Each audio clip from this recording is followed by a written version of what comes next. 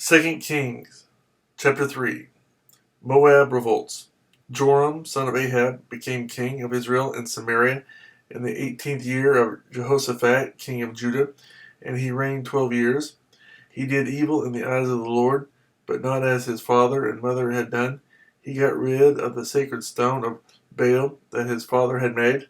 Nevertheless, he clung to the sins of Jeroboam, son of Nebat, which he had caused Israel to commit. He did not turn away from them.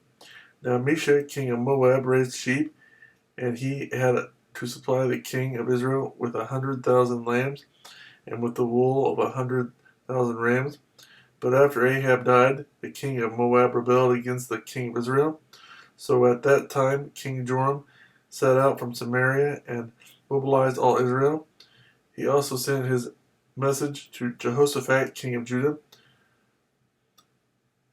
The king of Moab has rebelled against me. Will you go with me to fight against Moab? I will go with you, he replied.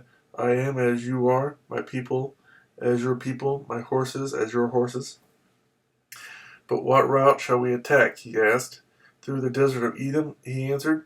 So the king of Israel set out with the king of Judah and the king of Edom. After a roundabout march of 7 days, the army had no more water for themselves or for the animals with them.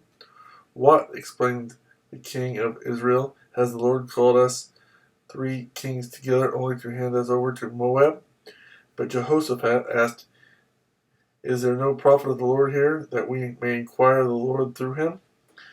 An officer of the king of Israel answered, Elisha, son of Shaphat, is here.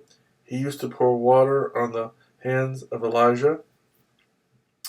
Jehoshaphat said, The word of the Lord is with him. So the king of Israel and Jehoshaphat and the king of Edom went down to him. Elisha said to the king of Israel, What do we have to do with each other? Go to the prophets of your father and the prophets of your mother. No, the king of Israel answered, because it was the Lord who called us 3 kings together to hand us over to Moab. Elisha said, As surely as the Lord Almighty lives, whom I serve, if I did not have respect for the presence of Jehoshaphat, king of Judah, I would not look at you or even notice you, but now bring me a harpist. While the harpist was playing, the hand of the Lord came upon Elisha, and he said, This is what the Lord says, Make this valley full of ditches, for this is what the Lord says, You will see neither wind nor rain, yet this valley will be filled with water, and you, your cattle, and your other animals will drink. This is an easy thing in the eyes of the Lord. He will also hand Moab over to you. You will overthrow every fortified city and every major town. You will cut down every good tree, stop up all the springs, and ruin every good field with stones.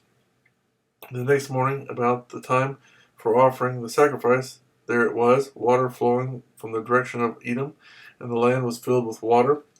Now all the Moabites had heard that the kings had come to fight against them, so every man, young and old, who could bear arms was called up and stationed on the border. When they got up early in the morning, the sun was shining on the water. To the Moabites across the way, the water looked red, like blood. That's blood, they said. Those kings must have fought and slaughtered each other. Now to the plunder, Moab.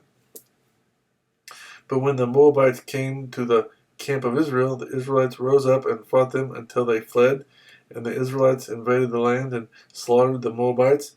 They destroyed the towns, and each man threw a stone on every good field until it was covered. They stopped up all the springs and cut down every good tree. Only Kir Hareseth was left with its stones in place, but men armed with slings surrounded it and attacked it as well.